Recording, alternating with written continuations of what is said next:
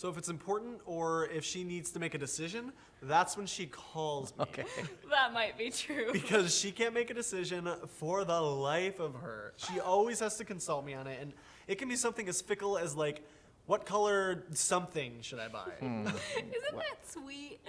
Some say sweet, some say codependent, maybe. or like a folder at the drugstore. Now, come on. Or a t-shirt. You're being mean. Well, not to say that it's bothering me. You're but, being exaggerating and mean. Well, sometimes it's like in the middle of the day and I'm at work. Like, I understand you needing to talk to me sometimes, but sometimes I think you just want to talk maybe because, I love you. yes, but I'm at work. I And, know, I work. And I don't need to know what color t-shirt you need advice on buying. I never buy t-shirts. Ugh, it's an example, but you know what I mean, right? Sure. Technology has made it easier for her to communicate with me, you know, in the sense that, like, before she would have to force herself, you know, because there'd be no one there to help her. But now it's to the point where she can, like, take a picture of something, send it to me, and be like, do you like this one or do you like this one? You know, and so now instead of bothering me with the phone, then she does chat. And Bothering you with the phone. Okay, 2 questions. Okay, why do you hate talking on Talking to your wife. talking on the phone? And what's going on with you that you want to connect like throughout the day? Is there? I don't know if I necessarily need to connect throughout the day. Like, I just think it's nice to be connected at work. Well, I think Sure. it's like, nice. Yeah. I just Nobody think, asked you. I just think it's nice to be connected at work. You know, like I'll be sitting there and I'll be like, oh, I haven't talked to James in a while. So I'll be like, hey. And he'll say hi. And I'll be like, how's it going? He'll say good. And then I'll ask something else, you know, like that sort of thing. Like we've always chatted. Always. Yeah, online chatted. Yeah. Yeah. So what do you use Snapchat for? Sexy pics. Just kidding. I've never. No, I just use it to send like pictures of what I'm doing. And tons of selfies, right? So many selfies. Yeah, yeah. Not attractive selfies though. Yeah, but still, so explain the whole selfie thing to me because I am so self-conscious that the idea of sending like one selfie makes me like break out in hives. Do you just get over that? It depends on who you're sending it to. Like I mostly send Snapchats to people that like I honestly don't care if I look like shit in the picture that I'm sending. It did, like when I first started sending Snapchats a lot, I think that I went through phases where I was like, I'm so hideous, I'm so ugly, and I mean, it's bad because I became much more aware of the things that I perceive as flaws in my face because I was spending so much time looking at pictures that I took of myself. So yeah, Snapchat kind of sucks. But I mean, it is nice for people that are like geographically far from you, you know, because even just a picture of your face or what you're doing makes you feel a little bit more Connected to them. yeah, connected to them. It's a little sad to admit. I mean, like, I don't have a lot of close friends. So for me, I think I'm on Facebook to feel like I know about other people's lives, so that I'm in other people's lives, even though I'm not really. Do you know what I mean? Yeah, I think so. Like, it's creepy, really, but I read everything on Facebook. Like, I always catch up with everybody. Well, if it's in my feed, I'll read it. Yeah, so similar to his sort of level of obsessive. Yeah, Right? similar, except I don't have nearly as many friends as he does on Facebook or anything. I mean, I was a part of this message board, like, before I got pregnant with Ethan. And it was this group of moms in Grand Rapids. It was so supportive. Like, you could post something, and in, like, 5 minutes, you'd have, like, 5 responses, and they would all be helpful, you know? But like, none of those people were people who, well, I met a few of them, but most of them I never met in person, you know? But I know a lot of people through that. But that baby board's not active anymore. but when you say no, you know.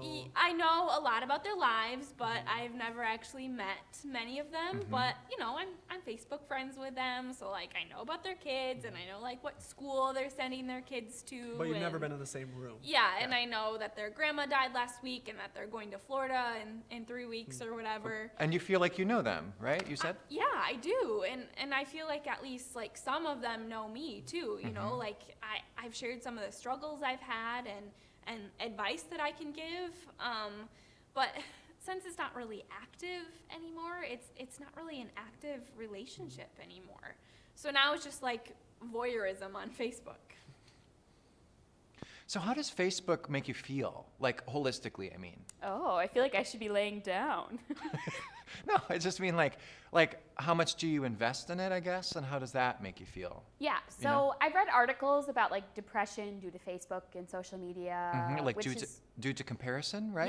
yeah, which is totally a real thing. But honestly, I don't think I suffer from it too much. I mean, I'm sure it affects me subconsciously more than I realize. But The comparison aspect does. yeah, or like, I don't know. I'm not like I'm not a very active Facebooker. Like I'm a more passive Facebook user. Right, like you don't post very much, right? Right. Very rarely post statuses, only if I have something like newsworthy or especially funny to share. Is it because it feels like too vulnerable to do that? It does feel a little bit vulnerable. I mean, like, I think in general, I'm a fairly witty person. Like that's like the highest compliment that someone can pay me is to tell me that I'm witty. But I've never been like super into posting Facebook statuses because it feels like a lot of pressure to be witty or, you know, like putting yourself out there for the sake of getting likes or comments, you know? Even when I post a new profile picture, it's like, ooh, how many likes is this one gonna get? And I hate that, you know? Like, I hate that I feel validated by how many people like my Instagram post. So if something didn't get a very strong response, it might make you think less of it? Yeah, it would be like, well, maybe this picture isn't as cute as I thought, you know? Like, I try not to let myself get too swept up in, like, like, I feel like when I was in college or would be doing homework, I would get, like, super, super sucked into the world of Facebook. And, like, all of a sudden find myself, like, at the last photo of a stranger's album of profile pictures and be like, who is this person and how did I get here? Yeah. Like, I would all of a sudden wake up from my Facebook stupor and be like, what am I doing? And that kind of stuff, like, freaks me out, you know? Like, Yeah. that I could wander so far into the black hole of Facebook that I'm, like, all the way through a stranger's pictures of their trip to Australia or something. Like, Yeah. I don't know this person at all, but I know everything about their trip to Australia. For me personally, I can't tell if Facebook has been a help or a hindrance because, like, I'm not the sort of person who's gonna go out and make friends, you know, like who's gonna call someone that I know and just say, hey, should we hang out? You know, like, I just won't. Because you're introverted, or? Yeah, and I would be afraid of being rejected or that I wouldn't be interesting enough for them or they wouldn't be interesting enough for me, you know, just like all those sorts of things or that I would just be awkward or that I would look weird. See, and I'm the complete opposite. I mean, I would say technology has been one of the biggest ways that I've developed friendships. Yeah, so like in one sense it has kept me connected to people, but like in another sense, like if I didn't have it, like, would I be, well, like if Facebook never existed and nothing like it ever existed, would I be more likely to go out and meet somebody or connect with somebody on a personal level? I don't know, because, you know, like, a lot of it, I think, takes after my mom, who was never really a social person, and I think she liked not being that social. I don't think she was ever, like, sad or depressed about it. My family always refers to ourselves as being, like, abnormally, like, functional, which is true for the most part. It's definitely true with my parents. They are solid. I never hear them fight. I think that part of that is because they didn't get married till they were older. Like my mom was like 29 and my dad was 27 when they got married. So you know, they had dated other people. They had jobs. My dad was still living with his parents, but my mom had like bought her own house and was pretty self-sufficient. So they definitely like knew what they were looking for. So yeah, they've always been super rock solid, super happy. And you just graduated, right? Yes. And you are currently living. With my parents. Ooh, ooh! But seriously, like how much of your self-esteem are you basing on whether or not you end up with someone romantically? Yeah. You know? Yeah, that's actually a good question because my sister and I were just talking about that. And I didn't say this to her, but I always thought that I would get married before she did. You did, even though she's older than you. Yeah, even though she's 3 years older than me, but she always said that she never wanted to get married. So I always pictured myself, you know, going to college and maybe not getting married right after college, but like at least having a relationship coming out or like having a relationship, an actual relationship in college because I haven't had like an official boyfriend. I guess I don't really need quotes for that, since senior year of high school, which, you know, I'm adjusting to the fact that I went through Calvin without a serious relationship, and that's fine. I mean, I do want to get married someday, but I feel like I'm just sort of in the place of trying to figure out like where you meet people after college. Seriously, right? Yeah, and Yeah. I feel like that's like a huge fear for people. Like, Yep. well, shit, if I didn't find anybody while I was in college, then where am I going to find anybody now? Because where else are there people who are, you know, all the same age, who have similar interests, who have a similar faith for the most part? I mean, I think that's part of the reason that I was like, well, Tinder, let's give it a shot. Because, like, where else do you meet people? Like, I'm not extroverted enough to go sit at a bar by myself. Also, that's terrifying. So, so when I think about, like, you know, being interested in someone or admitting to myself that I actually, like, have feelings for someone, I always get so anxious when I think about, like, because I know that actually investing emotion in someone means that they can hurt me, you know, which some have proven to be true, further terrifying me. My dad was sick when I was born, MS. So pretty much the only memories I have of him are sitting in our condo watching TV. I mean, he accidentally like turned around once and elbowed me in the nose and gave me a bloody nose. So that, I mean, that's something I remember. But When you were really young, that yeah, happened? yeah, like 2 or 3. So I mean, that's one thing I remember. Was he already bedridden at that point or not No, yet? no, but he had like tremors and seizures and you know, like things that he couldn't work. Yeah, like awkwardly moving, not able to control his body. Yeah, right. Yeah, so that's your earliest memory of him? Is that? Like that. Yeah, that's basically it. And then, you know, shortly after that, when I was in like 2nd or 3rd grade, we moved to the new house from the condo. And within a couple months to a year, maybe, I don't remember how long it was, he had a massive seizure. And yeah, that pretty much made him bedridden. He didn't really communicate much after that. So did you get much of any meaningful emotional connection with him at all? No, nope, none. He wasn't very responsive, was he? No, no. So for the majority of my like aware life, he was in a hospital bed. Like he didn't talk. A hospital bed in your house, right? Yeah, right. In Right. my mom's bedroom. He didn't talk. We didn't know if he was blind. Couldn't communicate at all. You know, hand movements, nothing. So, you know, other than like some moans and a cough every now and then. So how did your mom handle it, or how did she tell you to handle it? Ugh, who knows? I mean, he was always just kind of there, you know? She'd get him up, and we'd put him in his chair for family and for holidays, you know? Like, we took him to grandma's for Christmas, but he'd always just kind of, like, lay there, you know? Because his muscles had basically atrophied to the point of, I mean, it was almost just straight up fetal position, you know? He'd just lay there. So, well, so here's me. This is me. That's my brother, and that's my dad. Oh, wow. He's still really nicely, like... Yeah. I mean, but he's still a pretty good-looking guy, right? Yeah, somebody was obviously taking really good care of him. Yeah. Yeah, so she didn't ever say, like, don't treat him like he's any different or anything like that? No, because, I mean, there was no way not to. Like, I'd go in and say goodnight, and I'd go and talk to him every now and then, but I don't know, it was just... I don't know, even looking back on it now, like...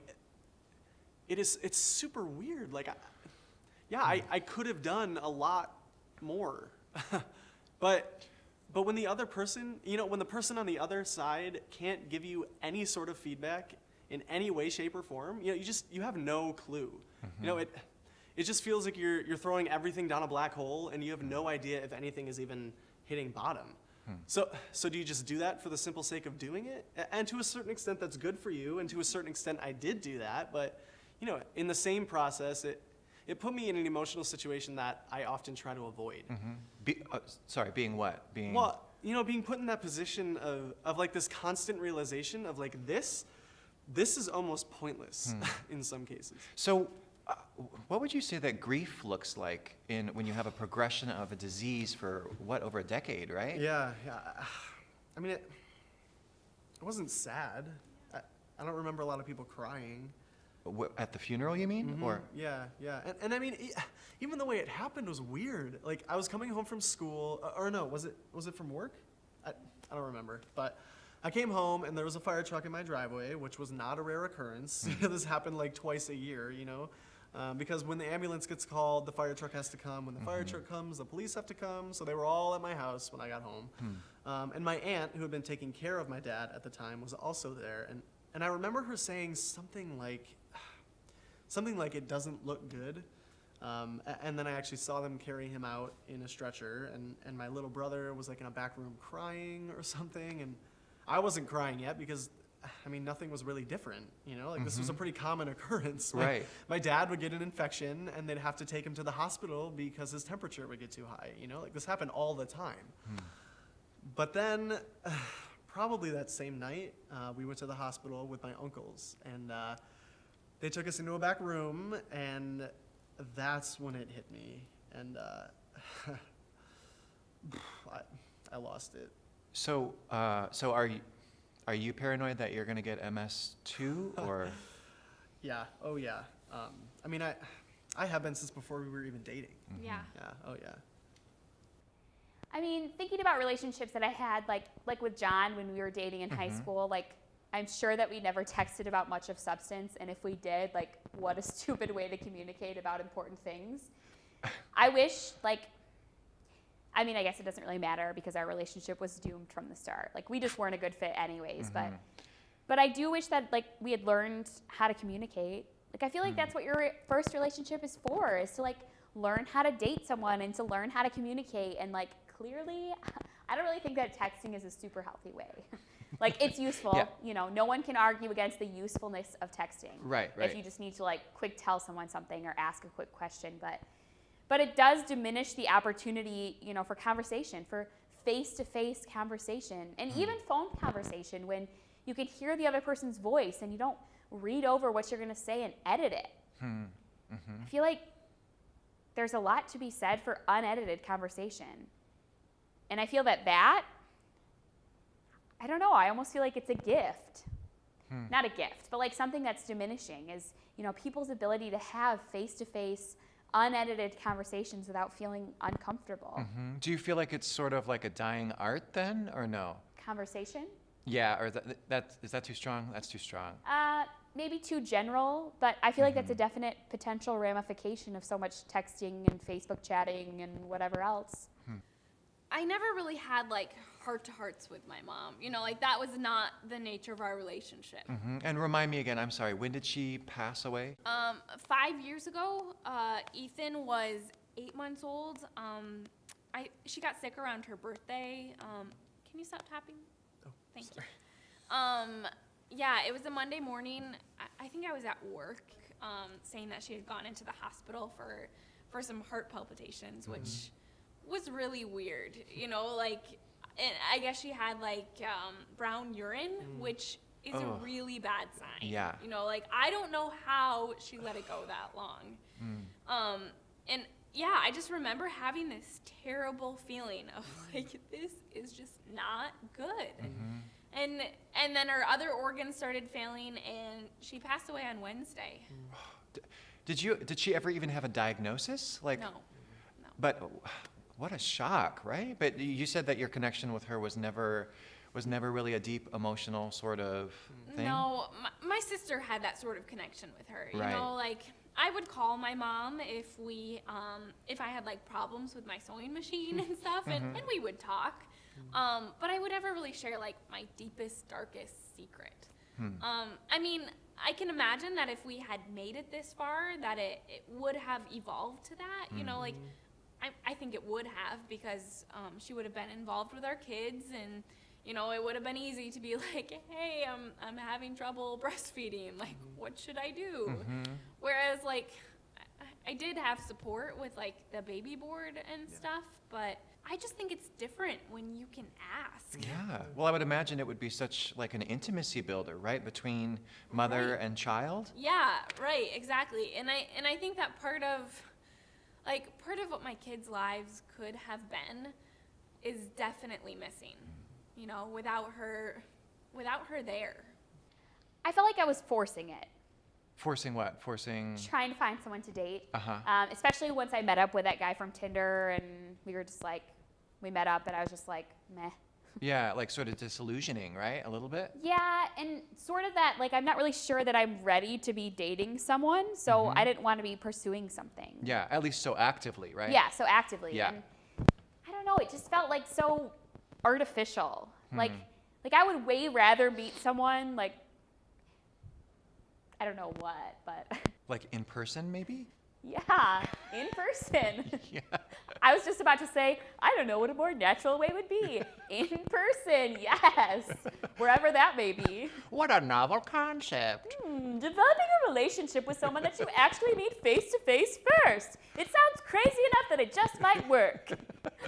I don't know. I think I would rather just sit back and see what God has in store for me in that area of my life, you know, rather than sitting on my phone and just swiping through pictures of people and basing it solely on their physical appearance and a witty quip they might have posted. Like, Yeah. there are only so many times I can be wooed by people who like the Oxford comma. But I don't know. I mean, I do want to get married someday. So, how do you think that losing your own parents has affected the way that you connect with your own kids? Do you know? Do you have any?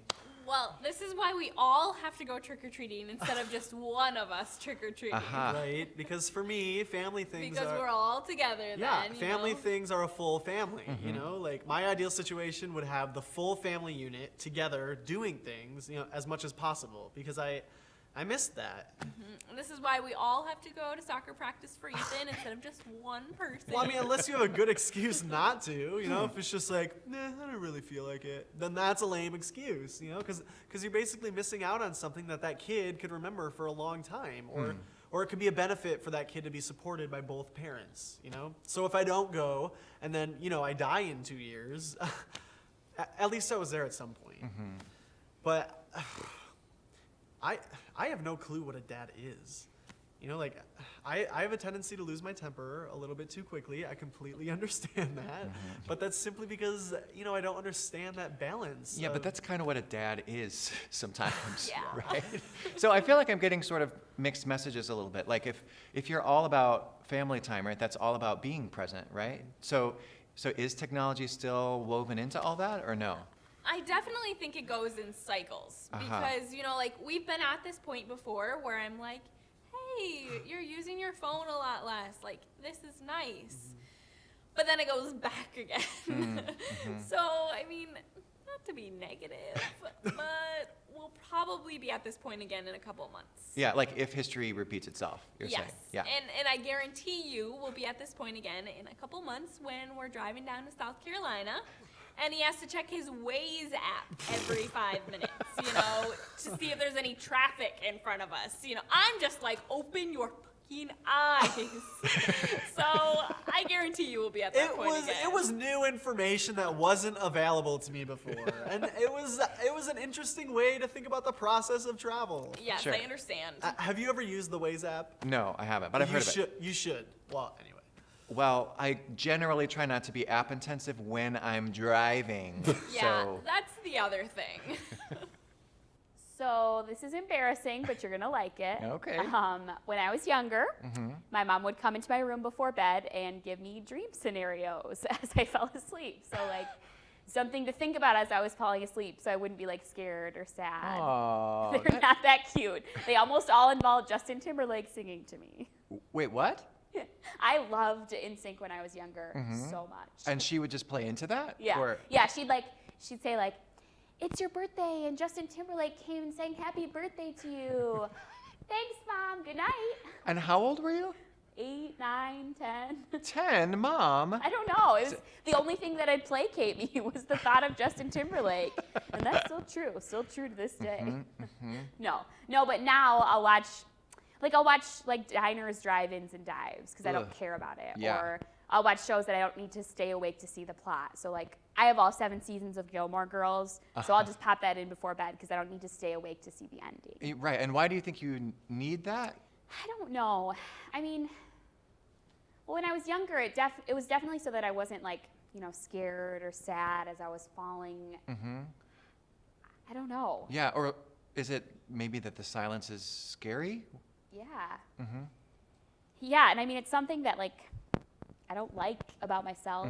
Like it's definitely something I do not love. Yeah, and so this goes way back for you, right? Yeah, This- yeah. I always liked that at sleepovers, I would always want to pop in a movie right before we went to sleep because my separation anxiety was so bad that I would be missing my parents so much and I would need something to distract me until like the moment I fell asleep, which is weird and sad. But when I was younger, I would listen to books on tape while I fell asleep. Just so that it was not silent? Right, yeah. And so it wasn't silent, and so my mind couldn't wander.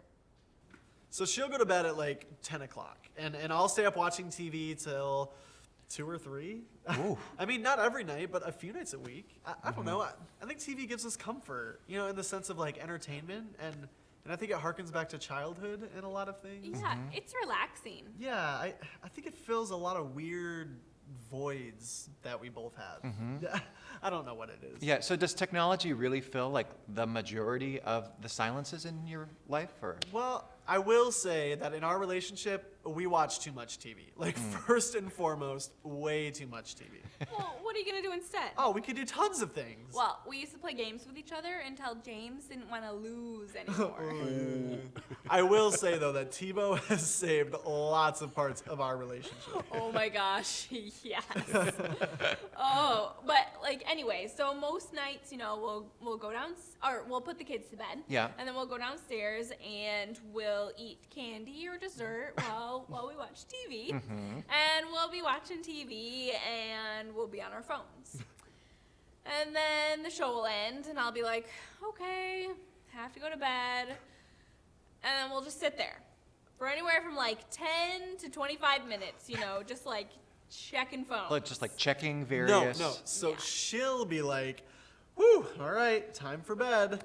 And then she'll sit here on her iPad for like a half an hour. And she'll be like, whew, I gotta go to sleep.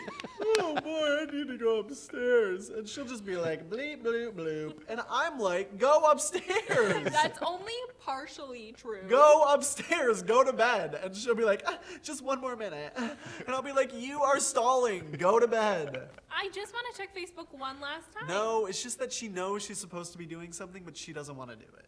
Well, but then I will put down the iPad and I'll be like, so what do you think about this Yeah, and this? right. And then Like, we'll talk, but, you know, I'm more of the passive conversationalist, not the, like, let's talk. Like some might say engaging, like an engaging spouse. someone who's actually interested by your spouse. Yeah. So, but I do that too. Like I stall. Why don't we just go to bed? I mean, really. I don't know. I just feel like it's just so much work to like take the blanket off Well, every night she asks me to carry her upstairs. and walk upstairs and brush my teeth. Like, it's just so much work and I'm tired. So for me, and more so lately, actually, I find myself falling asleep in front of my show because I just want to cram as much of the interesting information into my brain as I can, you know? And of course, I fall asleep doing it because I'm getting old. And you're not falling asleep next to her. Oh gosh, that is a whole nother argument. He likes to fall asleep on this couch. This ugly, uncomfortable, terrible, crappy ass couch. She has this huge thing about me going to bed with her. Oh, imagine that as a married couple. I know. But still, I mean, she goes It's to like, sleep. She wants to cuddle with me. Like, what's wrong with that? I just find sleep to be such a stupid like stage in the day. Is that I it? can't- I'm pretty sure it's necessary. No, it's not a stupid stage of the day. I know it's necessary, but like, if we don't fall asleep like next to each other at the same time, then there's a problem. We like, gotta cuddle. no. But you, at least every once in a while, you have to be in the same room. I mean, Yeah, See? I know, and I am, but it's just spending time together is not sleeping comatose next to each other. It's falling asleep next to each other. yeah, it's romantic, James. Yeah, Are, see? are you not really romantic at all? Well, I did just find this card that he wrote me when I was looking, you know, for the title for our car. And I was like, hey, James, look at this. Yeah, I mean, I used to be a lot more romantic. I think that you get to a, I don't know. No, he's not romantic. There are no romantic gestures. Well, unless you could count, like, the day-to-day stuff that you do. Yeah, right. I mean, sometimes it's romantic, like through the kids too. You know, like asking them to make welcome home signs for her at the airport. You know, so I'm trying to get them involved. Yeah, they did. And it was very cute, but, like, I'm at the point where I'm, like, getting off the airplane. And he's like, you're too early, stay up at the gate. We are not at the airport yet. Oh, and of course, right, there's a family there of 35 people waiting for a Chinese adopted baby. Oh. So here are my kids with their little homemade signs, and behind them is 35 people with like full out signs, banners. I'm like, oh shit. I know. I could hardly find them. Like, I could hardly see any of them. Oh, but he tried though, right? I know. I was like, stand up front, kids.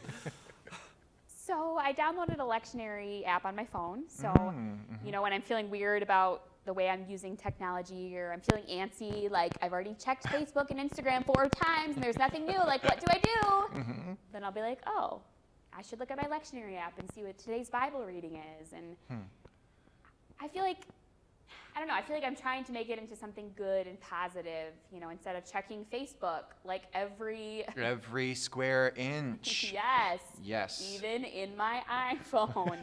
So I feel like I'm trying to be more intentional about it, you know, about reading in the Bible and doing devotions, even if it's in an app on my phone. I guess that's better than nothing. I don't know. For the future, for like the kids' future with technology, I don't know. I just think it's all one big like. Well, I guess I could tell you what I don't want. Okay. And that is I don't want them to remember me always on my phone. Those aren't the things that they remember, though. They do though. I mean, I don't like- think so. Okay, so like my coworker has a daughter who's like 3.5, and she was like playing dress up to play like her grandma, and she's like, okay, oh wait a minute, and she goes and finds this piece of paper, you know, that's like this big, and she's like, okay, now I'm grandma, you know, like on her phone. Like I just don't want that to be the picture of what life is like here, you know? Or like if your son drew a picture of an iPhone in his how-to book, maybe. Yeah, exactly. But what do you want them to remember about you, James? I don't know. For me, it's more about, and obviously my perspective is shaped by what I didn't have, you know, which was basically just like spending time with, you know, being active, doing things together. So I'll take Ethan fishing because I never got. My dad was actually a huge fisherman, and I never got to go fishing with him. So you'll take Ethan fishing like on an app on your phone, or? Yeah. No, on Wii. Oh, yeah. better, yeah. No, we'll go to Reed's Lake and we'll catch bluegill. You know, those types of things. It's very cute. That's what I want him to remember.